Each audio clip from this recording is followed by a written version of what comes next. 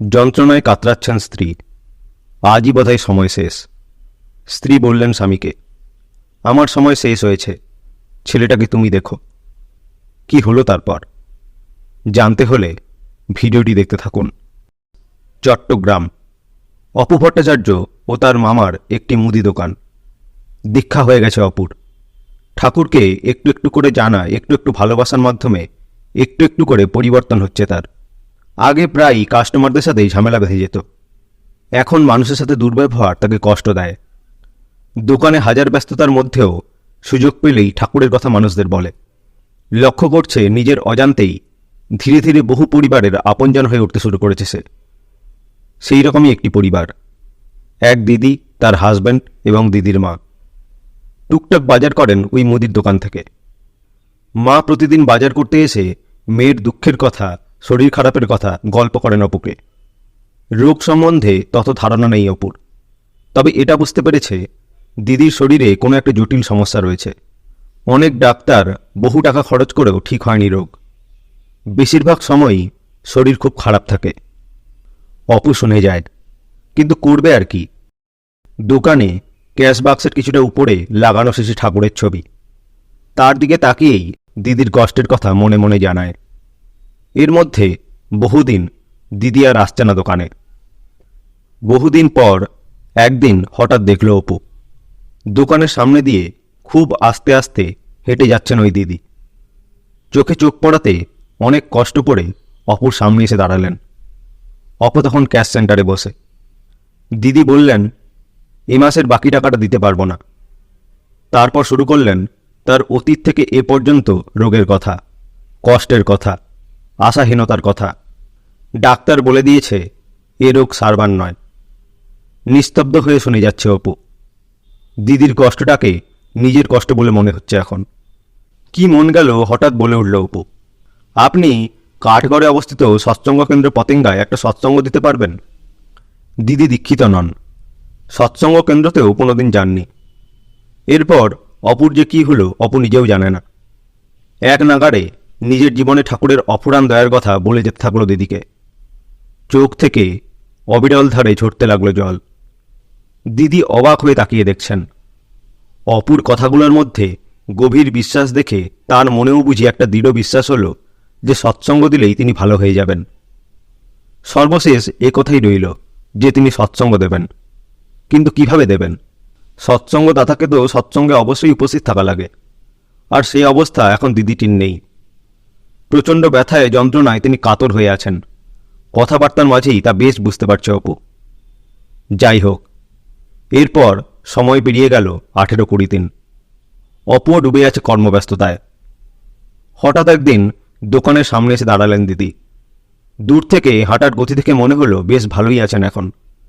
এসে বললেন, ভাই, আমি সৎসঙ্গ দেব। উত্তরে বলল অপু, হ্যাঁ, তা তো দিতেই হবে, আপনি তো দেবেনই বলেছেন। দিদিটি বললেন, শুনবেন আমার সাথে সেদিন কি হয়েছে? উৎসুক দৃষ্টিতে তাকালো অপু। বলতে শুরু করলেন দিদি। তার অসুস্থতার দরুন ডাক্তার তো দেখানো হতোই। ডাক্তারের পরামর্শ অনুযায়ী ঔষধ খেয়েও তার অবস্থার অবনতি হচ্ছিল ক্রমাগত। সেই দিনই ডাক্তারের নির্দেশে একটা ইঞ্জেকশন দেওয়া হয়। এরপরে রাত থেকে শুরু হয় অসহনীয় যন্ত্রণা। শরীর থেকে শুধু ঘাম বেরোতে থাকে। 3টে ফ্যানের হাওয়া তবু ঘামে ভিজে যাচ্ছে বিছানা। আজ সব শেষ। দিদি ডেকে বললেন তার স্বামীকে, আমার সময় শেষ হয়েছে, ছেলেটাকে তুমি দেখো। স্বামী ছলছল চোখে হাত ধরে আছেন স্ত্রীর। সারাদিন স্ত্রীকে নিয়ে হয়রান হয়ে গিয়ে ক্লান্ত স্বামী স্ত্রীর পাশে ঘুমিয়ে পড়লেন এক সময়। আনুমানিক রাত 2টো। দিদি আবছা ঘুমের মধ্যে হঠাৎ স্বপ্নে দেখলেন কাঠগড়ে তিনি গিয়েছেন কোনো একটা মন্দিরে পুজো দিতে।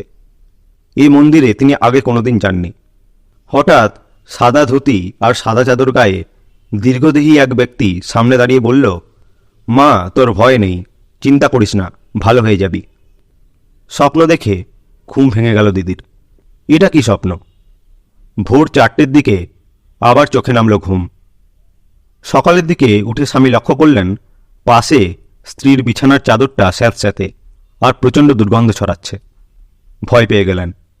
পরে বুঝলেন এতদিন যাবৎ লক্ষ লক্ষ টাকা খরচ করেও যে সমস্যার সমাধান হয়নি তা এক রাতের মধ্যেই নির্মূল হয়েছে। টিউমারের মতো ফোড়াটি ফেটে দূষিত যা কিছু সব বেরিয়ে গেছে। রোগ যন্ত্রণার যে কষ্ট তাও আর নেই। শ্রী শ্রী আচার্যদেব একদিন প্রসঙ্গক্রমে বলছিলেন, প্রকৃতির গল্পটাই এরকম। প্রকৃতি তোমাকে তখনই সাহায্য করে যখন তুমি কারোর ইচ্ছার সঙ্গে যুক্ত করো নিজেকে, সাধ্যের বাইরে গিয়ে, স্বার্থের বাইরে গিয়ে। ওই ওয়েভের সাথে যুক্ত করতে হবে নিজেকে, একদম রেজোনেট করে নিতে হবে। কারণ প্রকৃতির কাজই এই, ইচ্ছাটা খালি যুক্ত করা হচ্ছে কথা। একজন পার্ষদ তখন পাশ থেকে বললেন, মানে ঠাকুরের ইচ্ছার সাথে ইচ্ছা যুক্ত করা? শ্রী শ্রী আচার্যদেব জোর দিয়ে বললেন, না, মানে যে কোনো, পরমপিতা তো পরমপিতা।